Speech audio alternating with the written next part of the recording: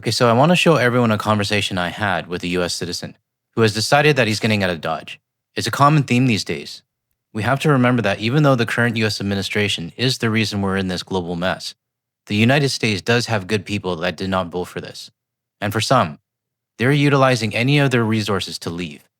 So today, I'm going to be giving another perspective from another US citizen who has already confirmed his departure. Today's backdrop for this video comes from Errol, who sent this photo in from Masset, Hawaii. He mentioned he travels a lot for work and was able to snap this photo for us. So thank you, Errol, for sending this in.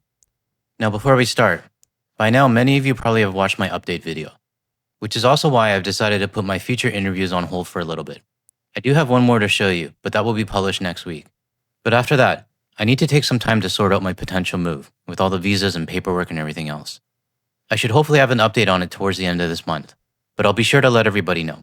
So if you're waiting for a response from me in regards to your interview, I haven't forgotten yet. I'm just going to put them on hold for a little bit longer. Oh, and here's the obligatory check the subscription button message to make sure you're still subscribed and not mysteriously unsubbed. I appreciate it because it really has helped the channel grow. All right, let's get into the interview. All right, I want to thank you very much, Jay, for meeting with me. Like the others, I want to give you an opportunity to share your story. So would you be able to do a quick introduction for the audience? Hi, yeah, sure. Thanks for having me on.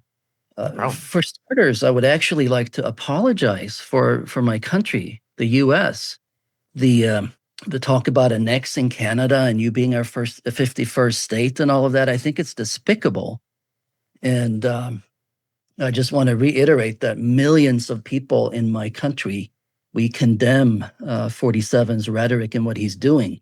And I I think it's appreciate it. especially, yeah, I mean, it's also especially heinous because if memory serves, after 9/11, Canada, you sent in what, 40,000 troops to fight with us side by side in Afghanistan, Yeah.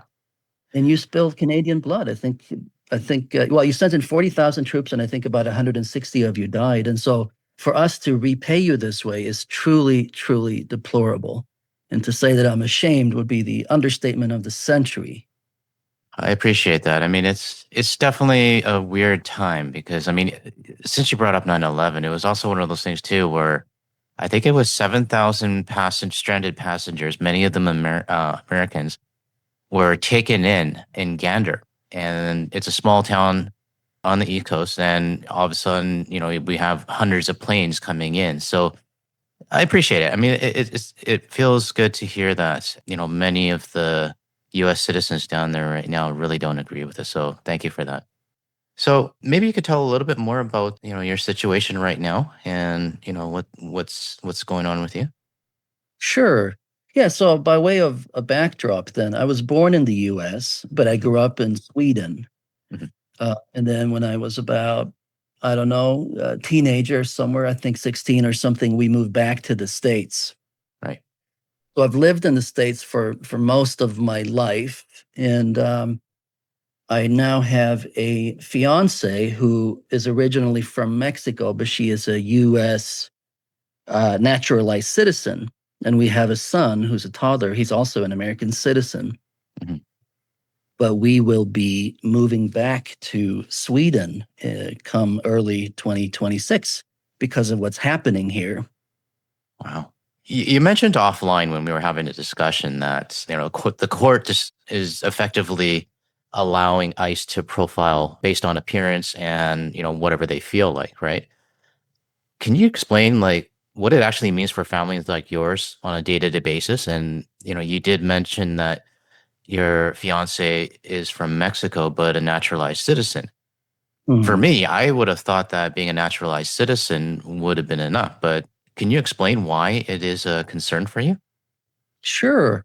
So recently, the US Supreme Court, they ruled that ICE can detain people based off of their appearance and language spoken, their kind of job and their location. So that's really a direct violation of the Fourth Amendment, which insists on probable cause and it prohibits unreasonable searches, right? Right.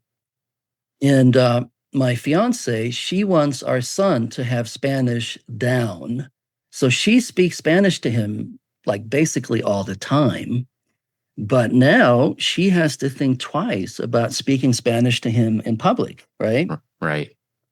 She has to think twice about braiding her hair before we go out because that really accentuates her Mexican heritage. Hmm.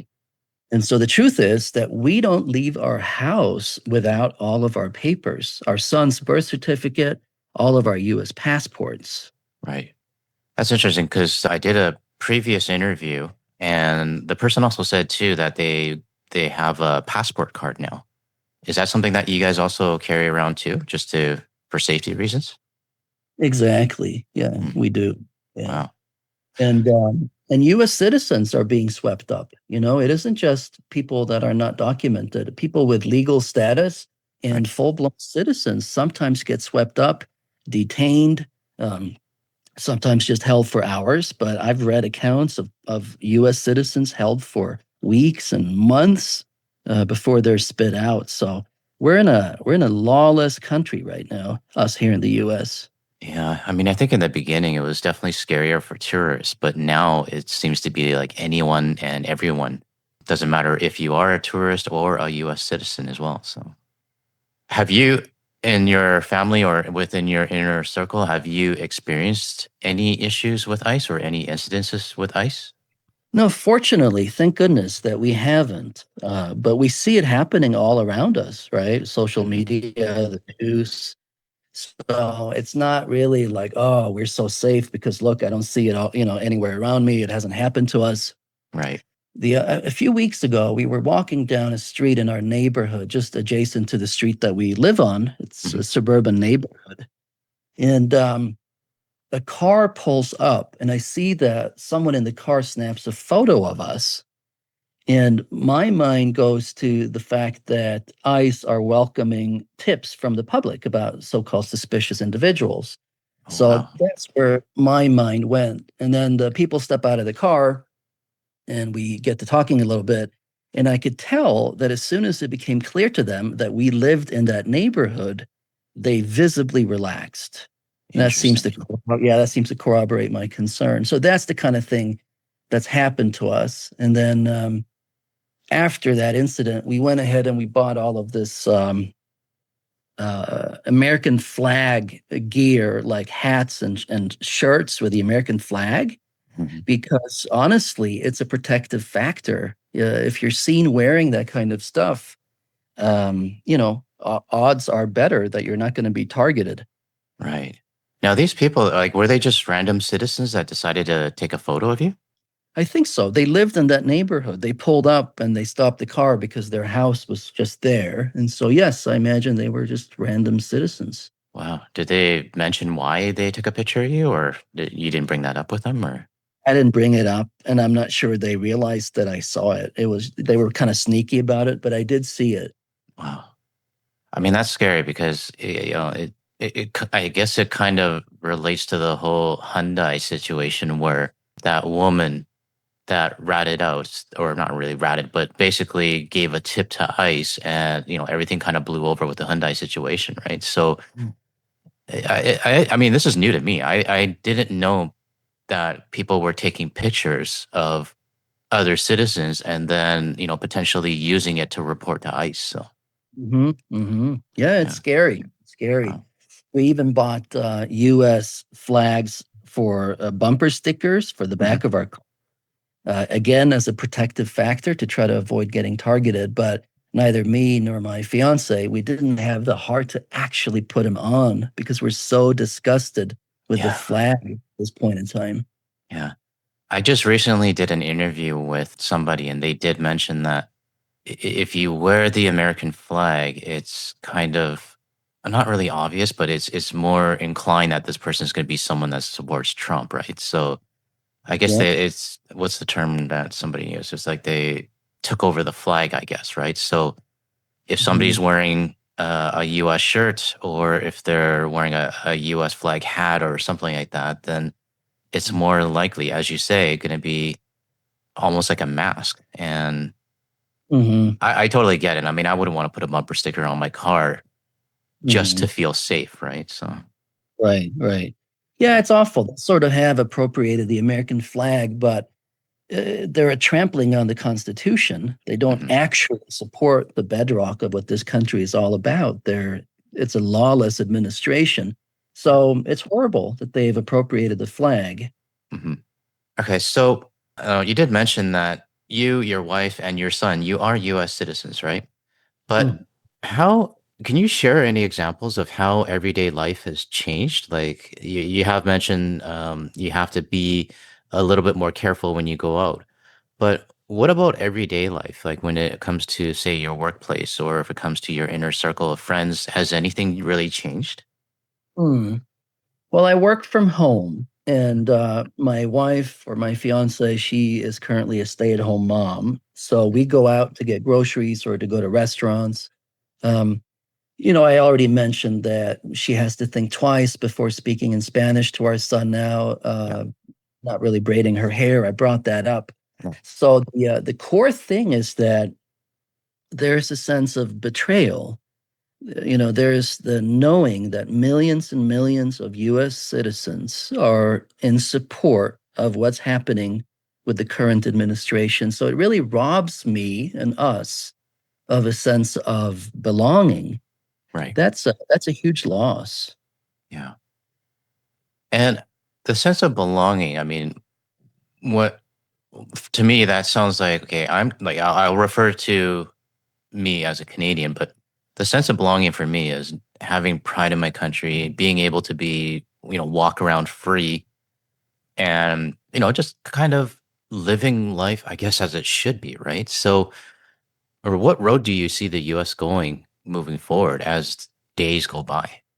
Well, there are probably smarter people than myself that could pontificate on this, but from my humble viewpoint, it doesn't look good. It looks Yeah. to me like things are going to get a lot worse with the administration now turning the US military on its own people. I mean, Right. we're neck deep in fascism and we're just going deeper. Right. So it's not looking good at all. And I mentioned that we're moving to Sweden. Hmm. And, it's not like Sweden is perfect, right? I think Sweden took in probably too many immigrants in Hmm. 2015. There wasn't enough effort and structure to help those immigrants assimilate into the Swedish society. So there are problems in Sweden, but the core difference is that in Sweden, we're not going to have to worry about the institutions and the government itself not having our back or even Right. coming after us. That is a huge difference. Hmm.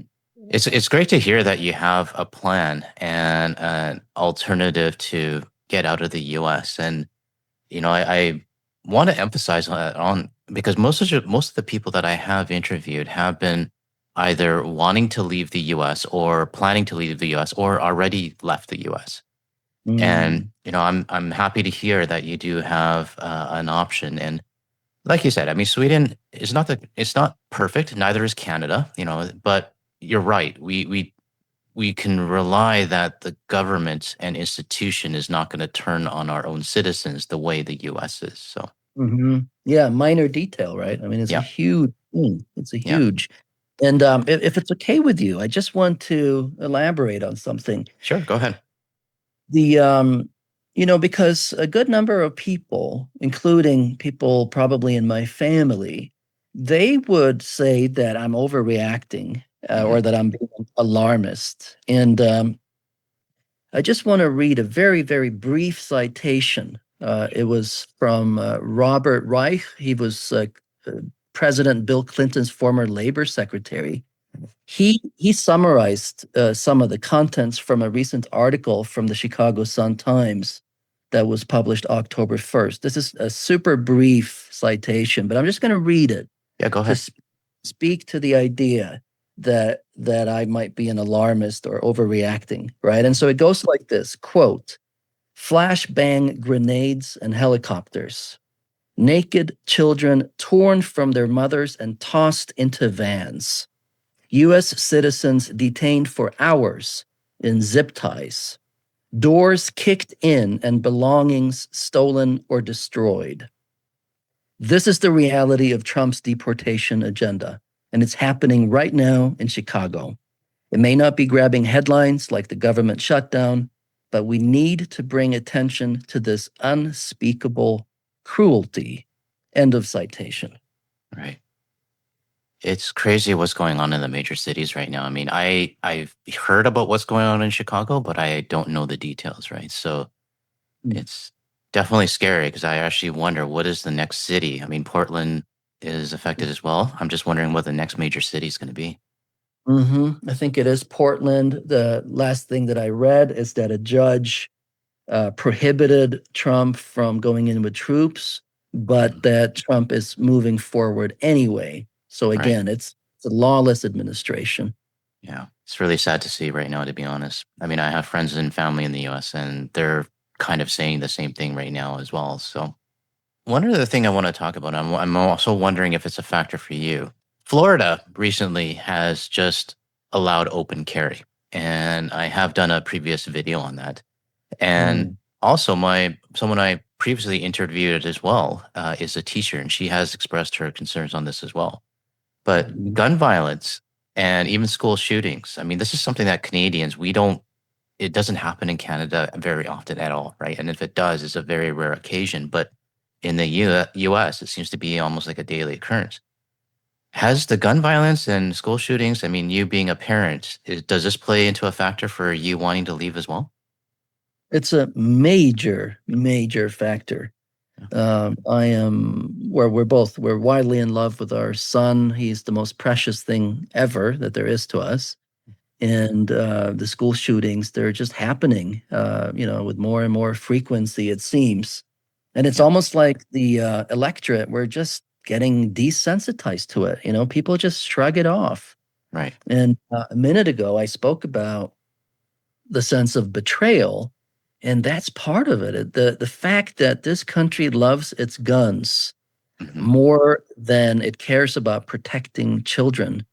It's just despicable to me. It's such a letdown. Yeah. It's strange to me. I mean, I did a previous report on the open gun laws now in Florida, and to see people with rifles attached to their back or, hanging off their back and stuff in a grocery store or at a fast food restaurant, it really Mm, shocks me. And I have a question. It's like, why do you need to bring a rifle into a fast food restaurant, right? So, but exactly. Well, I wonder yeah, if they're compensating for something.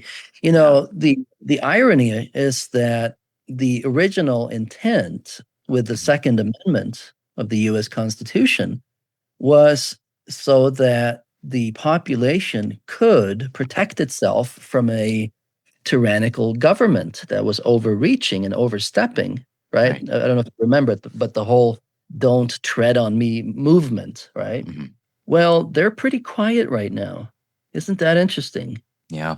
It sounds like guns are definitely being used for a different reason what versus what it was supposed to be implemented for. So, Hmm.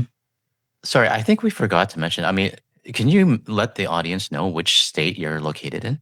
You don't have to say the city, but at least that this way it gives a bit of context whether you're in a blue or red state. Okay, I need to pause the interview here for a minute because after Jay and I had a discussion later, we decided for his situation that it would be best to blank out the state that he's actually from. But what I can tell you is that Jay is currently residing in a blue state, yet he still has these fears for his family. So if you hear any blank spots in the audio, I had to mute it out. Absolutely. So we're currently in which Hmm. leans blue, Right. but it has pockets of red. Being that is blue, Hmm. what's the sentiment around there? I mean, are you noticing that it is a bit of unrest, or is it kind of business as normal in the blue state? Well, I'm aware that there's been quite a few demonstrations and protests, actually, and that seems to be a good sign. Although I would also say that I don't, I wouldn't say that I really have my fingers on the pulse of what's happening in Colorado. We moved here fairly recently. We've only been here for about 4 months. Hmm. And then also psychologically, we've kind of checked out. We're just planning for our move to Sweden. Okay, got it. So you just recently moved to, but it sounds like you decided you had enough, so then you're going to move to Sweden instead, right? Yeah, this was supposed to be our forever home. We were thinking that we would set down roots in Colorado this was Mhm. going to be it. We would grow old and die here, but we just can't stick around. It's too scary. It's too heartbreaking. We're getting out of Dodge. Got it. So before, were you previously in a different state or were you out of the US or? Arizona. Ah, okay, got it. Yeah, I did a previous interview with R, and he was also from Arizona as well. So I think Hmm. the audience kind of understands what the environment is in Arizona. So Hmm. yeah, Yep. that's interesting because previously you were in Arizona, and it sounds like you decided to move to because it was more of a blue state. Is that correct? Well, that's part of it. Yeah, Yeah, that culturally we would probably feel a little bit more at home. I'm center left. I'm not far left, and I'm yeah, also not far right. I'm pretty moderate actually. But yes, culturally the idea was that we would be a bit more at home, and also the weather. It's yeah. really oppressively hot in Arizona for, a good 6 months out of the year, and we had enough of it. Our son is really outdoorsy, and it just, it wouldn't be right to him to raise him in such a hot state. Right, right. I've been to Arizona or Arizona once. It was for a conference in Phoenix, and I remember the second I got out of the airport, it was like a hairdryer blowing on you. So I don't know how you'd be able to live there. So, I but know, right? It feels like stepping into a sauna. It's awful. yeah, yeah. So now that you've made the decision and if plans are already in the works to move back to Sweden, I mean, what's your outlook moving forward for you and your family moving to Sweden? Has the move already been in place? Are you already making plans or how's it going with that? No, it's going pretty good. Yeah, Thanks. Yeah, we already have housing. that's We good. have researched, the daycare situation. We got a daycare lined up for our son. Hmm. I'm reconnecting with old childhood friends that I grew up with. Yeah. And I find myself daydreaming almost on a daily basis of taking my fiance and our son to the nature spots where I grew up, where I would run in the forest and, climb mountains. And the idea of being able to show them those places, Hmm. so emotional for me because I know they'll be safe there. Yeah. I mean that's how life is supposed to be, right? So, Right? yeah.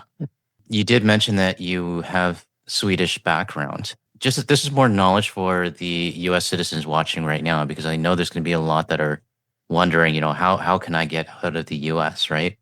But is yours by citizenship by descent, or did you always have a Swedish passport? Well, I had it from 9 months old when we moved to Sweden from the US. So I was Uh-huh. still an infant. And because we arrived there so early and because of one of my parents being Swedish, Hmm. it was an automatic for me. Got it. But let me speak to that actually, because I didn't look into it all that deeply, but I know that there are a number of countries right now that, in response to what's happening in the U.S., they are welcoming U.S. citizens Right. without any kind of hassle, minimal hoops, basically to live in those countries. So I'm sure you can just do a Google search and find what those countries are. Mhm. Is that based off of descent, or do you know if it's based on different types of visas or? Well, again, I didn't do a in-depth research, but based off of the little bit that I did see, Mhm. the admission ticket to be able to get into the other countries that are doing this, I think they were just that you want to get out of Dodge. You don't want to be in the U.S. anymore. So I Right. think that the bar of entry is extremely low for a number of countries right now. Hmm. Interesting. Yeah, because there's definitely I've got emails from viewers asking, how can I get out of the US, right? And I have to tell them I'm sorry, I really don't know. I'm not really too sure what the differences are versus a Canadian passport, right? So, Mhm, mhm. but I think every interview that I do, including yours, does give a little bit more information for people, but also lets them know that hey, it is possible, right? Mm-hmm, mm-hmm. Yeah. An interesting factoid, we actually applied to get into Canada.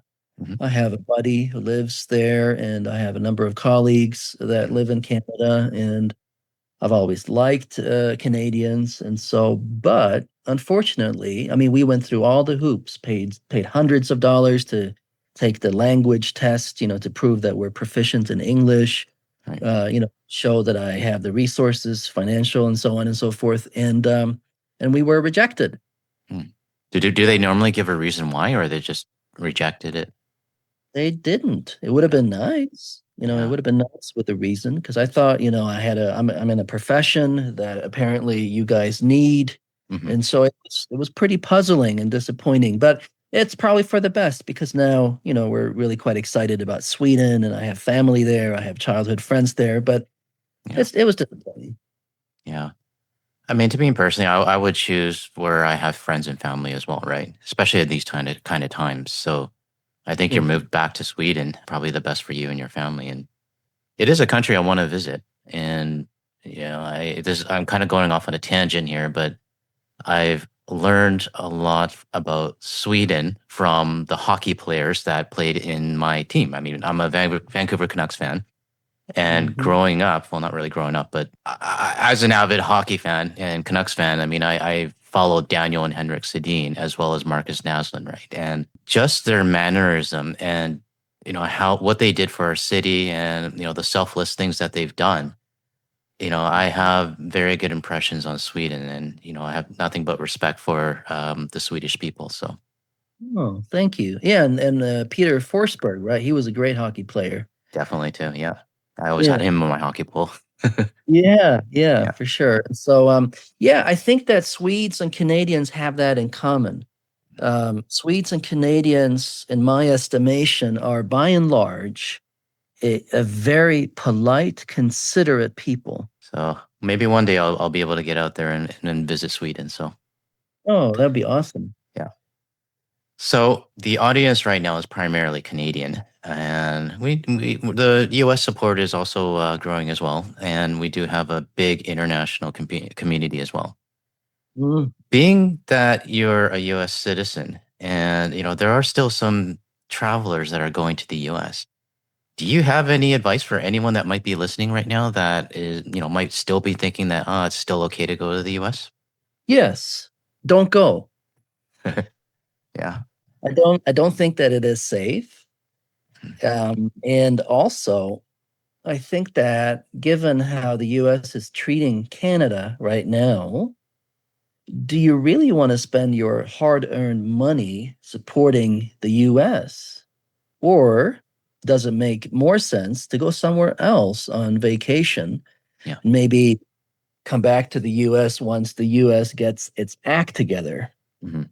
It's interesting. I mean, obviously my channel is centric to Canadians and who are boycotting the US. So I think majority of my viewers are going to be in the same boat, but there are still Canadians that are choosing to go to the US, and Mhm. I'm not sure what it's going to take for these people to kind of understand that hey, it's 9 out of 10 people you might be okay, when you cross into the US and have to deal with CBP, but that ratio and it's getting to the point where more and more people are they might not get detained, but at the same time as well, they may get harassed or they may get awkward questions or awkward situations. And for me personally, that's not really the first thing I want to do or have to go through just to get into the US. So, No, that's right. And I mean, if you're a self-respecting Canadian with some pride, you don't want to support the US right now. We're treating you horribly. And yeah. so those are my 2 cents. The other thing to think about is that in a real sense, the US has now done irreversible damage. There's a bell here that cannot be unrung. Mhm. And what I mean by that is that even if, and it's not for sure, but if we get a new administration and a reasonable president, that's not a guarantee. But if we do that at some point, we are always going to be simply 80,000 voters in Pennsylvania away from a repeat of what's happening now. I'm wondering though, I mean, from my perspective from the outside, I mean, I've always told myself, even after Trump is gone, after 3 years or just over 3 years, nothing's going to change on my point of view. Hmm. But if there are listeners right now listening, thinking that, oh, I'll go back to the US after Trump is gone, do you have any thoughts for these viewers? Well, if the new administration shows remorse and shows an interest in repairing our friendship, then sure, that would make sense to me. But that's a very big if, you know? Yeah. Yeah. Yeah. Because from my point of view, it's not just about the administration change, but it's also the 77 million that voted for Trump, right? So, Right. Yeah, that's true. That's true. yeah. But I do believe in having a path to redemption, and Mhm. hopefully, a lot of those voters will change their minds. I mean, some of them just won't. They're swimming in the Kool-Aid, and Yeah. they'll never change their mind. Mhm. But I think for a number of them, there's going to be a change of heart, and so I think there's something to be said for a path to redemption. Right. With that said, in your situation, do you ever think that you would go back to the US after, or are you going to permanently relocate to Sweden? Well, I'm envisioning a permanent relocation, but you never know the Yeah. future. But that's what I'm envisioning right now. Got it. Yeah. I mean, it's good to have options, right? So, Mm-hmm. yeah. Mm-hmm. Okay. In closing, I mean, is there anything else you would like to mention to the viewers? Well, elbows up. And again, until the US gets its act together, let's make the US irrelevant. I think unfortunately the US is making itself irrelevant. So Mm. I don't. I mean, you're in the US, but does it feel like things have really escalated within the last 2 3 months? Oh, yeah. Yeah. Right before I got on this call with you, I just saw this headline that a judge's house was blown up. And What? this is a judge that ruled against the administration. Wow. And so now we have judges, the judiciary, Mhm. that ruling against the administration. They're now having hell to pay. I mean, you can't write this stuff. This is a nightmare. Yeah, that's scary. I mean, it sounds like the supporters of the administration are taking things into their own hand if it's a decision that they don't like. So Well, it's being encouraged by 47. yeah, yeah, and it's That sad, but is it's also starting to get dangerous as well, right? So absolutely. We're yeah, getting the hell out of Dodge. that's good. I mean, I'm glad to hear that, and obviously it'll be definitely safer for your family, your wife, and your son as well. So yeah, I guess is there anything else you would like to mention before we close this interview? Oh, just thank you for having me on. I really appreciate the platform and the opportunity to share a little bit about me and my story and how I see things. So thank you so much. No problem. And I think what we can do, I mean, once you're in Sweden, I would love to maybe do a follow up with you just to see how things went. And also to provide information for those wanting to do the same thing as well. I mean, I have thought about it, even though I am a Canadian centric channel. Mhm. I have lots of US citizens asking me, and it does leave me a little bit helpless because I don't have that information on what to be able to provide them. But maybe in the future, one day, as I gather information from people, I may be asking you, what's the best thing to be showing the viewers on what direction they should be going. So definitely keep in touch, and I'd love to hear how life is in Sweden. I would love that. Let's do a follow up. For sure, for sure. All right. Well, thank you very much, Jay. And yeah, we'll be in touch. Thank you so much. Take care. Thank you. You too. Thank you.